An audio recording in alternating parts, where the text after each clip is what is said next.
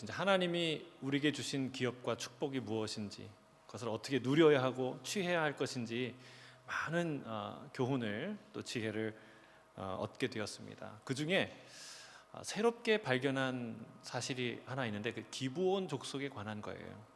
예전에 기브온 족속하면 속여서 겨우 살아남게 된, 종살이하게 된 좀 약간 찌질한 족속, 뭐 이 정도의 개념이 있었는데, 기브온에 관한 이야기를 하루 이틀 사흘 계속 관련된 이야기와 또 사건들을 관찰하고 묵상하는 가운데 새로운 생각이 들었어요. 그 사람들이 찌질한 민족이 아니라 복받은 민족이구나. 원래는 이방 민족으로서 진멸돼야 될 가나안 족속인데, 분명히 가나안 족속이거든요. 그런데 살아남은, 그것도 이스라엘 민족과 유일하게 하나가 된 운명 공동체가 된 그런 특별한 사랑과 축복을 받은 민족이구나라는 것을 느끼게 되었어요. 그래서 많은 공감. 우리가 그랬잖아요. 우리가 하나님과 전혀 예수를 모르던 사람들이었는데 예수님을 섬기는 한 아브라함의 후손이 된, 믿음으로 하나가 된 그런 은혜 받은 사람들 아닙니까? 기본이 그렇게 다가온 거예요. 그래서 여러분, 오늘 이 이야기를 통해서 여러분, 오늘 이 사건은 어떤 사건이냐면 하나님이 기브온을 구원하시는 사건이에요. 하나님이 기브온을 위해서 싸우시는, 맹렬하게 싸우시고 그들을 건져내시는 사건이에요. 여러분, 오늘 이 말씀을 선포될 때 혹시 나를 향해 무지막지하게 달려오는 연합군, 적군들의 공격에 직면한 분들이 있다면, 나를 향한 그 문제가 아니라 나를 위해서 싸우시는, 나를 건져내시는, 나를 위해 달려오시는 하나님을 바라봄으로 용기와 힘을 얻는 그런 귀한 말씀의 시간이 되기를 주의 이름으로 축복합니다. 자, 먼저 6절을 함께 읽겠습니다. 6절입니다. 시작. 기브온 사람들이 길갈 진영에 사람을 보내어 여호수아에게 전하되 당신의 종들 돕기를 더디게 하지 마시고 속히 우리에게 올라와 우리를 구하소서. 산지에 거주하는 아모리 사람의 왕들이 다 모여 우리를 치나이다 하매. 이 가나안 족속의 왕들이 소식을 들었습니다. 어떤 소식을 듣습니까? 여리고성이 무너졌다는 거예요. 그 견고하고 큰 이중 성벽으로 되어 있던 그 견고한 요새가 무너졌다는 거예요.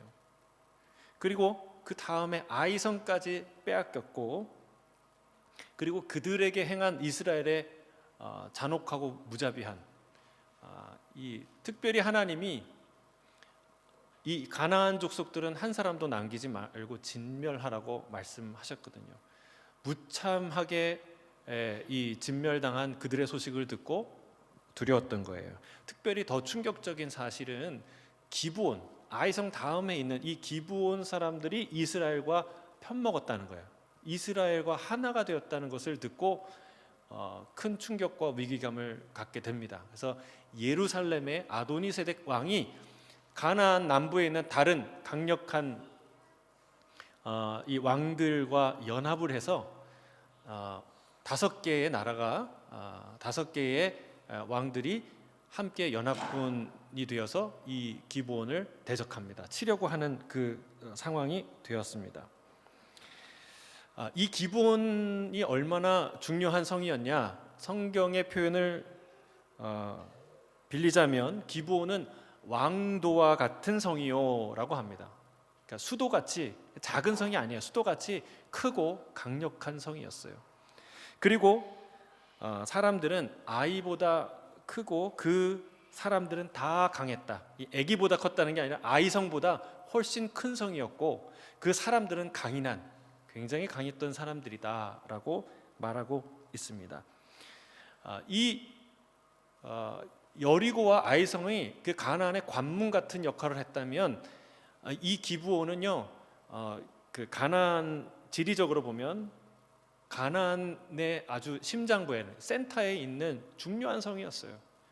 근데 그 사람들이 이스라엘에게 항복했다는 거예요. 이스라엘과 하나가 되었다는 거예요. 자, 그들이 연합군을 형성해서 가장 먼저 기브온을 치려고 모였습니다. 그럴 수밖에 없었어요. 지리학적으로, 그러니까 지정학적으로 그럴 수밖에 없었어요. 여러분, 기브온, 이스라엘과 동맹을 맺은 하나가 된 기브온을 등지고 이스라엘과 싸울 수 없기 때문에 먼저 기브온을 쳤어야 합니다. 그리고 언제든지 기브온이 그 이스라엘의 요새가 될 수 있는 가능성이 있기 때문에 거기를 점령해야 했어요. 그리고 무엇보다도 우리를 배반하고 가나안 사람들을 배반하고 적군에게 딱 붙은 이 사건을 정말 무자비하게 응징해서 제2, 제3의 기브온이 나오지 않도록 해야 되는 그런 상황이었던 것이죠. 이제 큰 위기에 직면한 기브온 사람들이 급하게 여호수아가 있었던 그 본진이 있었던 길갈에 사람을 보냅니다. 그래서 구해달라고, 지체하지 말고 와서 구해달라고, 우리를 구하소서, 오늘 설교 제목이죠. 우리를 구하소서라고 요청합니다. 이전에는 요청할 수 없었던, 요청해도 소용이 없었던 이 말이 여러분 이제는 당당히 요청할 수 있는 요청이 되었어요. 왜요? 그 둘이 하나가 되었기 때문에, 화친했기 때문에, 만군의 여호와 이름으로 동맹을 맺었기 때문에 당당하게 요구할 수 있었습니다. 사실은 여호수아와 이 이스라엘의 리더들 입장에서는 이들의 이 요청이 탐탁치 않을 수 있어요. 왜냐하면 아시다시피 이들이 속여서 동맹을 맺었기 때문에, 술수로 동맹을 맺었기 때문에 탐탁치 않을 수 있었어요. 근데 여러분, 제가 이 기브온 입장에서 아무리 생각을 해봐도 그들이 살아남기 위해서, 하나님 편에 서기 위해서 선택할 수 있는 유일한 방법이 다른 방법이 없었던 거예요. 조금만 더 시간을 앞으로 올라가 보도록 하겠습니다. 언제 그 조약이 성취됐습니까? 여호수아가 아이성을 정복한 직후이죠. 그들은 낡아서 기운 신을 신고, 그리고 아주 허름한 낡은 옷을 입고 초라한 모습의 사절단으로 여호수아를 찾아옵니다. 길갈에 찾아옵니다. 그들은 자신을 아주 먼 나라에서 온 민족이라고 소개하죠. 거기서 당신들의 하나님에 관한 이야기를 듣는데 이분이 애굽에서 하신 일, 그리고 요단 동편에서 그 어마무시한 그 헤스본 왕 시혼과 그리고 바산왕 옥은 거인입니다. 침대가 4m예요. 길이가 4m, 폭이 1.8m 되는 거인 족속이었어요. 그 왕을 처부순, 무찌른 그 이야기를 다 우리가 듣게 되었습니다. 그리고 우리 모든 백성의 뜻을 모아서 화친하고자 이 먼 길을 마다 않고 우리가 걸어왔습니다. 그리고 보십시오 하고 뭘 내밉니까? 곰팡이, 바짝 말라서 곰팡이 쓴 빵을 딱 내면서 이게 바로 우리가 출발할 때 따끈따끈하게 따끈따끈했던 그 빵이었습니다. 이게 이렇게 곰팡이가 났습니다. 또 포도주 이 가죽 부대를 보여주면서 다 막 여기저기 기운 가죽 부대를 보면서 보십시오, 우리가 출발할 때 새 것이었는데 여기 올 때까지 이렇게 이게 낡은 것이 되어서 또 기게 되었습니다. 이 행색을 보니까 그렇거든요. 아주 멀리서 왔구나. 사랑하는 성도 여러분, 작정하고 속이고자 하는 사람을 이길 수 있습니까? 이기기 어려워요.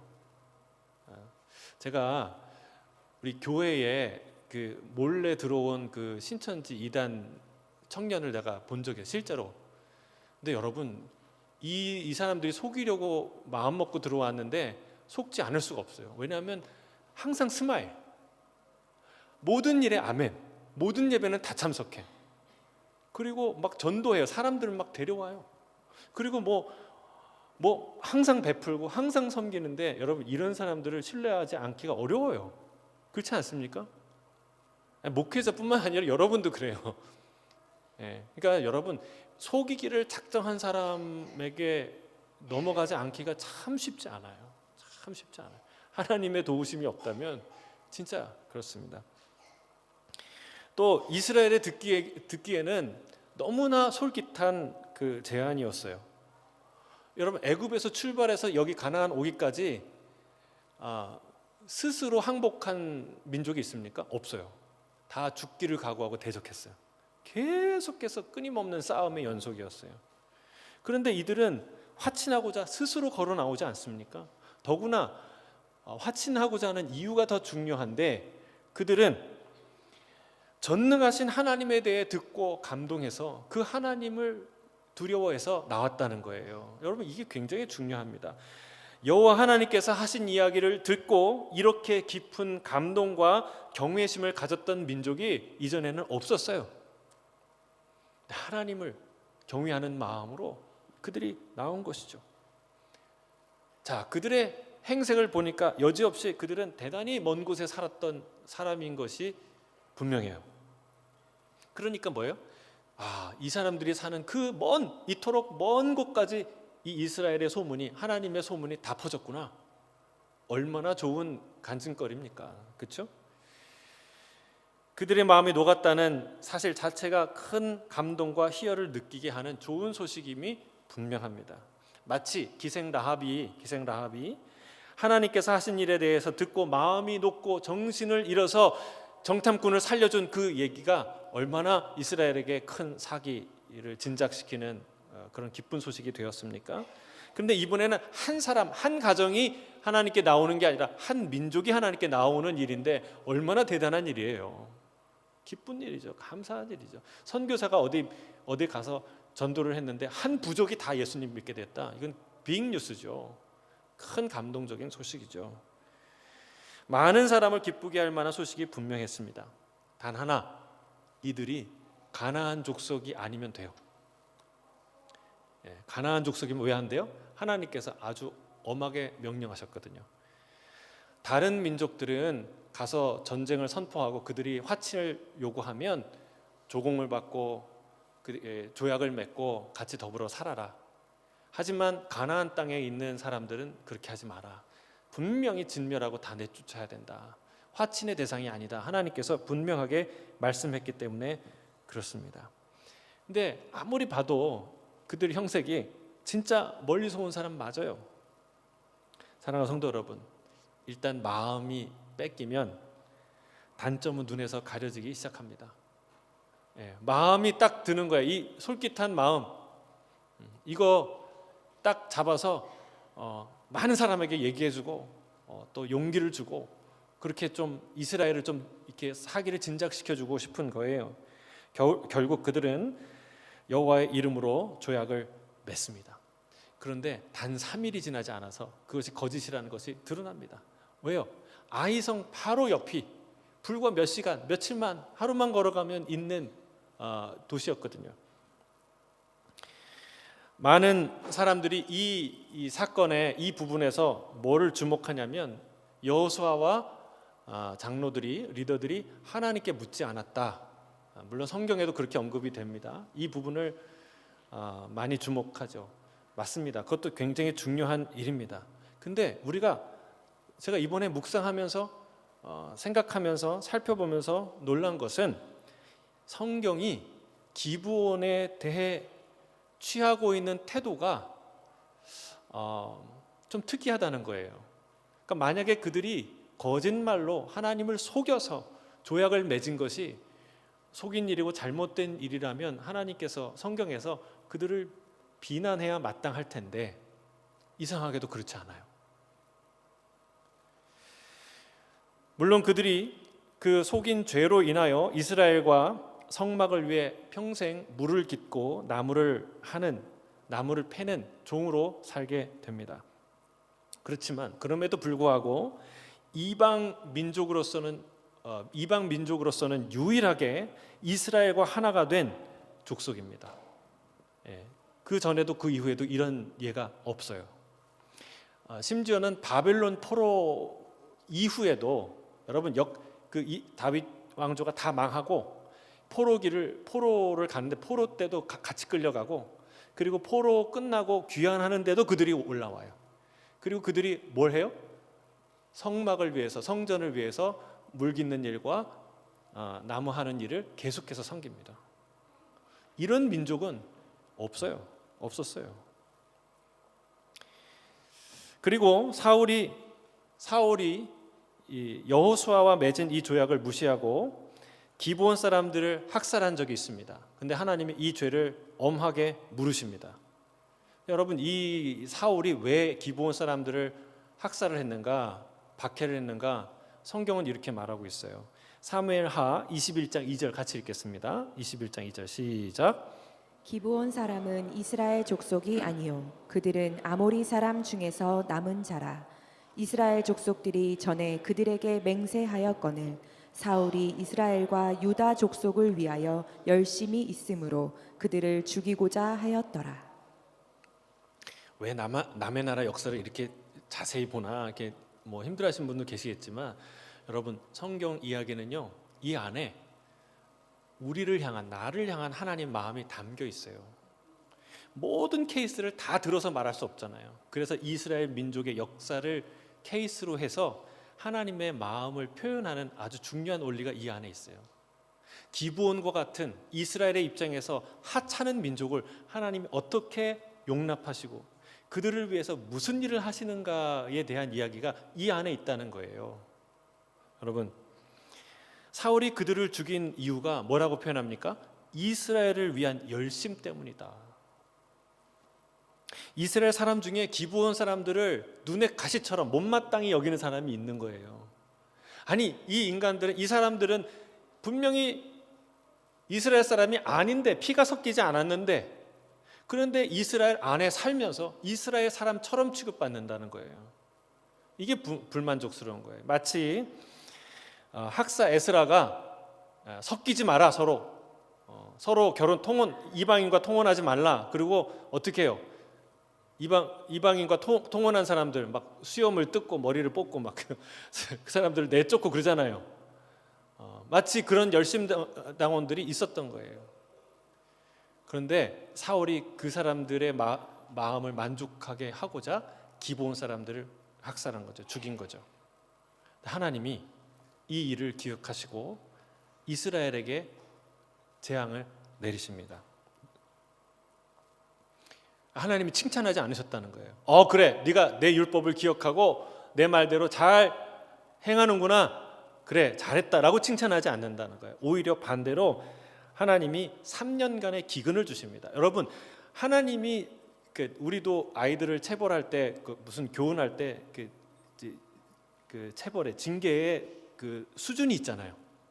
하나님이 한 사람에게 어떤 곤란함과 어떤 이 고난을 통해서 어떤 메시지를 주는 게 아니라, 기근이라는 것은 그 시대에 모든 사람에게 임하는 심각한 재앙이에요.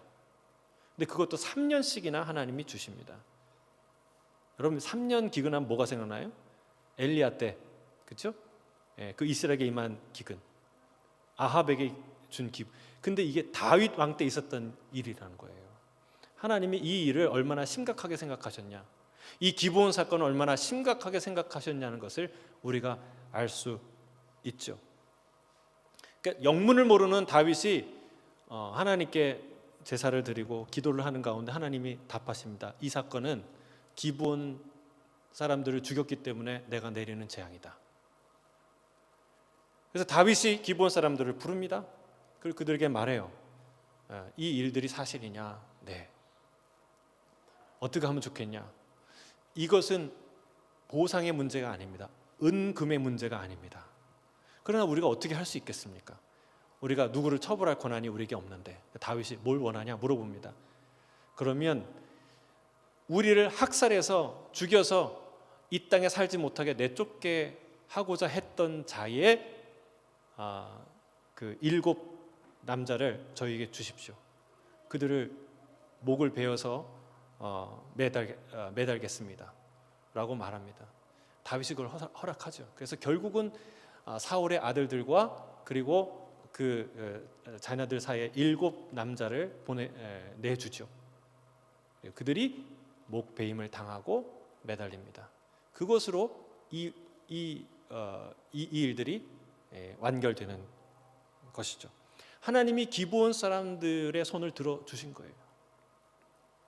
자, 그렇다면 여러분, 제가 생각하는데 왜 하나님은 사울 왕이 아니라 그 하나님의 율법에 열심을 가진 그 종교 세력이 아니라 기브온 사람들의 손을 들어 주셨던가?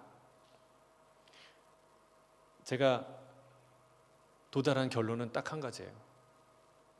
사울에게는 없었지만 기브온 사람들에게 있었던 것. 기브온 사람들에게는 있었지만 사울에게 없었던 한 가지. 그건 뭐냐?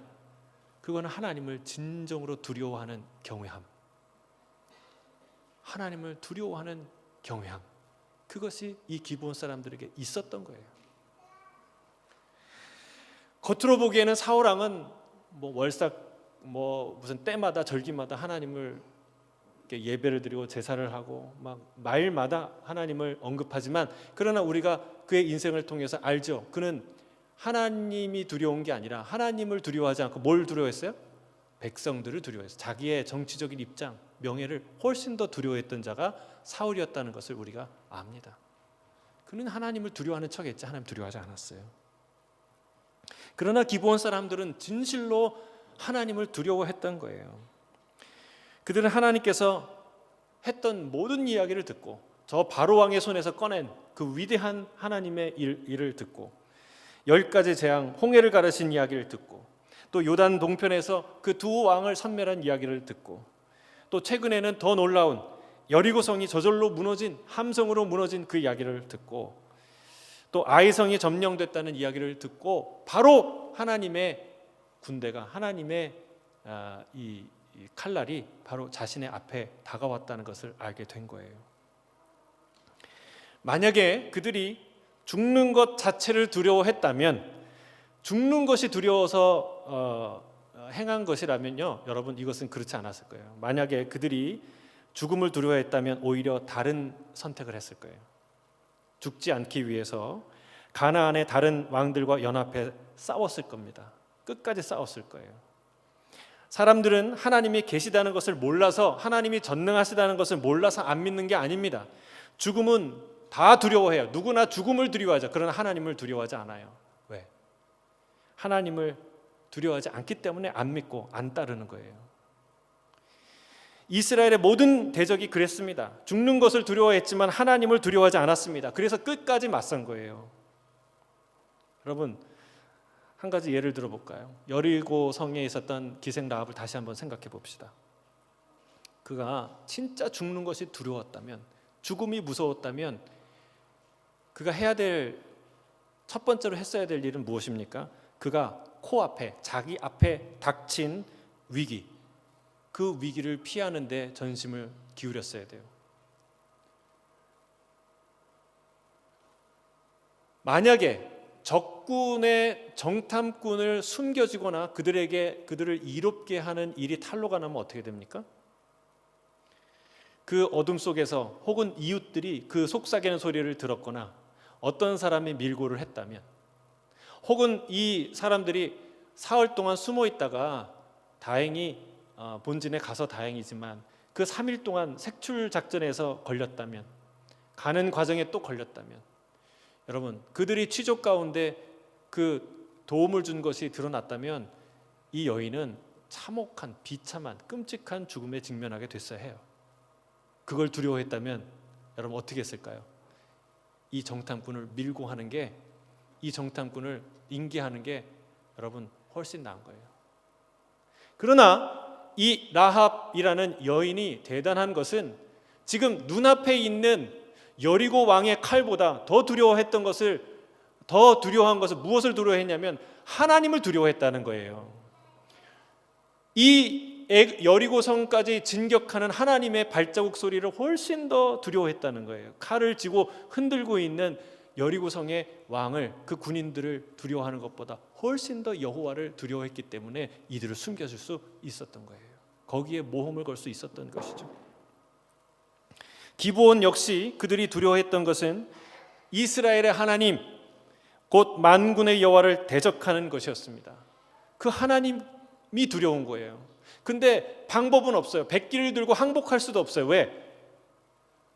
가나안 족속들은 진멸하라는 명령을 그들도 알고 있었기 때문에 항복하는 방법은 할 수가 없어요. 하고 싶어도 할 수가 없는 거예요. 그러면 밤을 새워서 그들이 고민합니다. 우리가 하나님 앞에 무릎 꿇을 수 있는 유일한 방법은 무엇인가? 그래, 거짓으로 속여서 조약을 맺는 이 방법밖에 없구나. 그들의 작전은 먹혔고 성공을 이루었습니다. 하지만 그들에게 돌아온 것은 보잘것 없는 거였어요. 그들은 물을 깃고 나무를 패는 종살이를 평생토록 해야 됐습니다. 그들은 그것으로 만족하며 살아야 했습니다. 여러분, 그러나 이것이 그들이 선택한 가장 지혜롭고 위대하고 현명한 아름다운 선택이라는 사실입니다.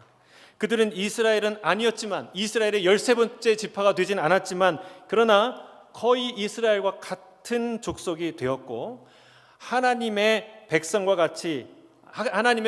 같이 살고 같이 죽는 공동 운명체가 된 것입니다.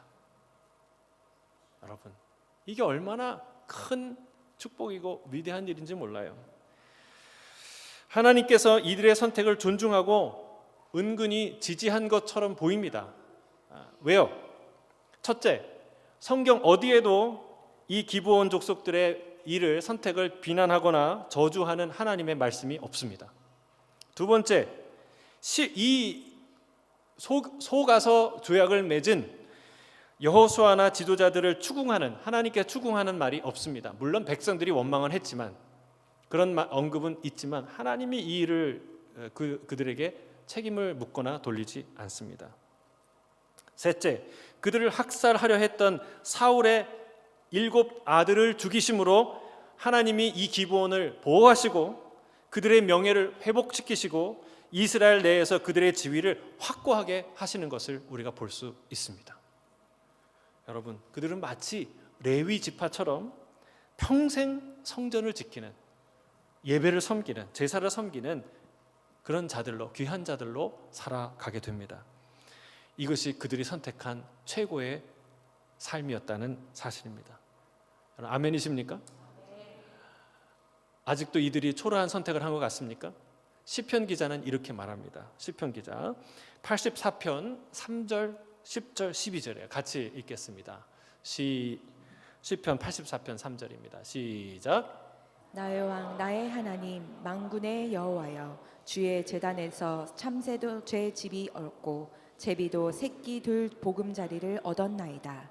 주의 궁정에서의 한 날이 다른 곳에서의 첫날보다 나은즉 악인의 장막에 사는 것보다 내 하나님의 성전 문지기로 있는 것이 좋사오니 만군의 여호와여, 주께 의지하는 자는 복이 있나이다. 누가 복이 있다고요? 악인의 장막에서 떵떵거리고 천년 만년 사는 사람이 복이 있다고요? 아니에요. 주를 의지하는, 주의 대전에서 제 집을 짓고 사는 평화로운 제비 한 마리가 주님의 날에 단 하루라도 문지기로 서 있는 그 사람이 인생이 더 복되고 아름답다 고백하는 거예요. 여러분, 이 고백이 진실인 줄 믿습니다. 하나님의 선하심을 아는 자는 이런 고백을 하게 되는 거예요. 우리가 사랑을 위해서, 사랑하는 자를 위해서 목숨을 걸고 인생을 거는 것과 마찬가지예요. 하나님의 이 영광과 하나님의 위대하심을 아는 자의 고백이 바로 이것입니다. 누가 참으로 복된 자입니까? 악인의 장막에서 호령하며 첫날을 보내는 사람입니까? 단 하루라도 주의 성전에서 문지기로 서 있는 자입니까? 기브온은요, 그 가나안 왕들과 함께 하면 대우받았을 거예요. 왜? 이 성은 왕도와 같은 큰 성이고 그 사람들은 다 강인한 사람들이기 때문에 그들에게 인정받았을 거예요. 대우받았을 거예요. 부어라 마셔라, 이래라 저래라 호령하며 그 시간을, 남은 시간을 보냈을 거예요. 하지만 그들은 비굴해 보이는, 초라해 보이는 그 길을 선택했습니다. 분명 그들은 가나안 사람들로부터 수많은 조롱과 비난을 받았을 것이 분명합니다. 그러나 그들은, 기브온은 가나안 왕들보다 더 하나님을 두려워했다는 사실이에요. 그들의 장막에서 부어라 마셔라 즐기는 것보다 주의 성전에서 물을 깃고 나무를 패는 종의 자리, 주님을 섬기는 그 자리를 그들은 선택했다는 것이죠. 이처럼 지혜롭고 용기 있으며 위대한 결단이 또 어디에 있겠습니까? 자, 이들의 선택이 옳았다는 것을 보여주는 것이 바로 오늘의 이 본문입니다. 그들은 가나안 연합군의 공격을 받자 여호수아에게 도와달라고 전가를 보내죠. 그 소식을 들은 여호수아는 주저하지 않고 머뭇거리지 않고 전군을 이끌고 기브온을 향해 달려갑니다. 왜요? 조약을 맺었기 때문에, 하나가 되었기 때문에, 그들은 한 운명 공동체가 되었기 때문에 그렇습니다. 여러분 그거 아시죠? 여호수아라는 이름이 우리가 잘 아는 예수라는 이름과 같은 이름이라는 거예요. 예수와 여호수아, 이게 같은 이름이에요. 여호수아는 예수님을 상징해요. 구원의 주이신 그리스도이신 예수님을 상징하는 분이에요. 이 사건은 하나님께서 당신의 백성을 구원하고자 지체 없이 달려가는 그분의 모습을 우리에게 분명히 보여줍니다. 하나님 누구시냐? 구원하시는 분이십니다. 우리를 위해 싸우시는 분이십니다. 당신의 백성을 목숨 걸고 지키시는 분인 줄로 믿습니다. 여러분 생각해 보세요. 가나안 왕들과 그 백성들 앞에서 폼 잡는 게 뭐가 그렇게 중요합니까? 그렇죠? 폼은 잡을 수 있겠죠. 몇 날 며칠 혹은 몇 개월. 그러나 여러분 한날에 진멸된, 오늘 본문처럼 한날에 진멸된 가나안 그 왕들의 운명을 보십시오. 그 명성이, 그 부귀가 다 무슨 소용이 있겠습니까? 반대로 주를 섬기는 종이 된 기브온은 이스라엘과 그리고 하나님과 영원히 그 영광을 같이 합니다. 원수의 장막에서 누리는 영화는 한순간에 사라지지만 주의 제단에 새끼들 보금자리를 얻은 제비의 그 안락하고 평온함, 그것은 영원한 것이 되었어요. 여러분 혹시 여러분 중에 적의 무자비한 공격을 받고 계시는 분이 계십니까?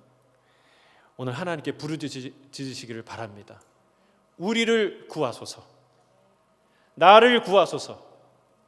하나님께서 전군을 이끌고 밤새 달려오실 줄로 믿습니다. 야, 너희는 하찮은 종이니 어쩌다 예수 믿었으니 내가 그 기도는 좀 천천히 들어줄게, 그러실까요? 아니에요. 여러분 이 기본을 위해 목숨 걸고 달려오는 여호수아를 보시기를 바랍니다.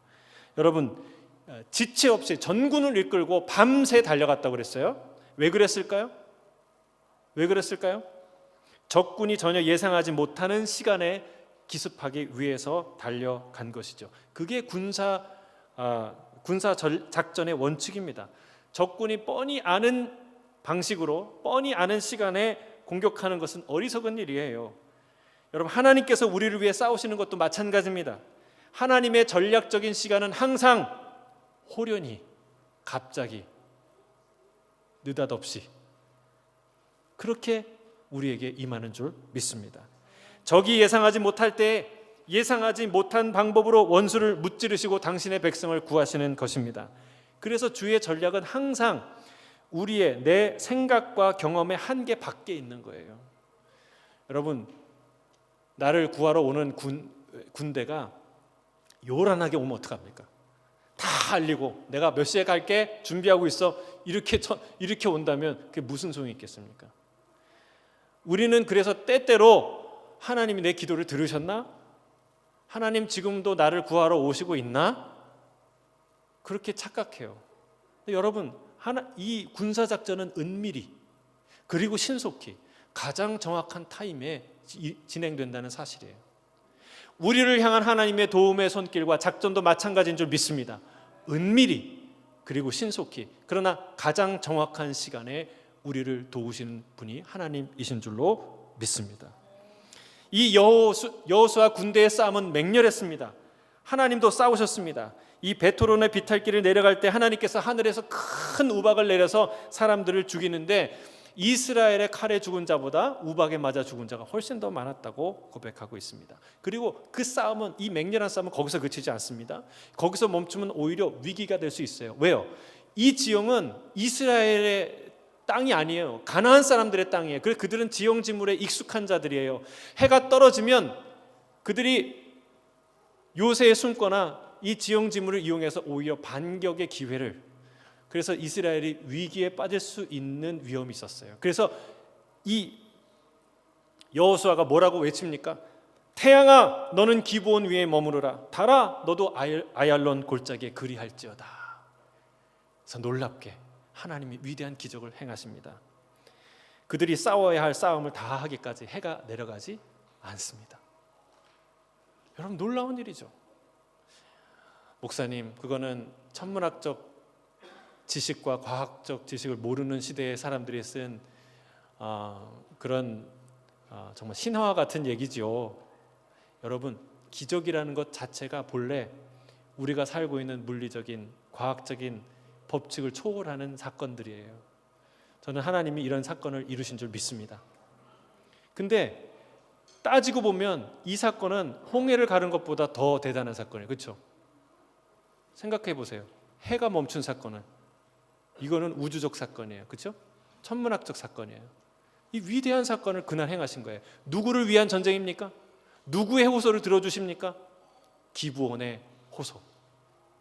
어쩌다 구원받은, 구차하게 구원받았을지 모르지만 이스라엘이 아닌, 본류가 아닌 이방인과 같은 그들의 호소를 하나님이 들으십니다. 전군을 전력을 다해서 와서 하나님이 맹렬하게 싸우십니다. 그리고 그들을 건져내십니다. 이게 우리 하나님이신 줄 믿습니다. 오늘 말씀을 맺겠습니다. 이걸 기억하시길 바랍니다. 죽음을 두려워하기보다 하나님을 두려워하는 인생을 사시기를 주의 이름 축복합니다. 죽기를 피하는 것이 아니라 하나님과 대적하기를 피해야 합니다. 오히려 하나님께 피해야 합니다. 하나님께 피하는 자는 참으로 복된 자인 줄 믿습니다. 나를 축혀 세우는 원수의 장막에 천일 만일 사는 것보다 단 하루라도 하나님의 성전에서 문지기로 사는 것이 더 복되다는 사실을 기억하시기를 바랍니다. 기브온은 죽음을 피해 구차하고 초라한 생존을 선택한 것이 아닙니다. 더 나은, 아니 가장 좋은 길을 선택한 것입니다. 하나님은 놀라운 구원으로 그 결단에 보답하십니다. 죽게 피하는 자가 진정한 복된 자인 줄 믿습니다. 하나님은 자신을 경외하는 자들을 사랑하십니다. 결코 버려두지 않으십니다. 날마다 우리를 구원하소서 외치는, 진정으로 하나님을 경외하는 이 시대에 기브온으로 살아가는 저와 여러분이 되시기를 주의 이름으로 축복합니다. 아멘. 기도하겠습니다. 사랑하는 주님,